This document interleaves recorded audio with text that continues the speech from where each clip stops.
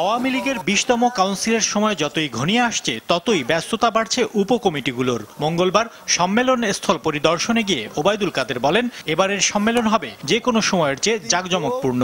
বিলবোর্ডে, ব্যানারে, পোস্টারে এটা আমাদের মঞ্চ সাজসজ্জা কমিটি অলরেডি ডিসিশন নিয়েছে।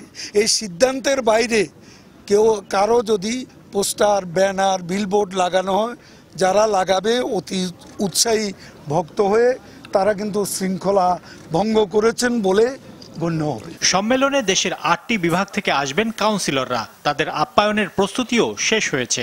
আমাদের দায়িত্ব যেটা দেওয়া হয়েছে, আমরা অত্যন্ত সুচারুভাবে সে দায়িত্ব পালন করতে সক্ষম হব।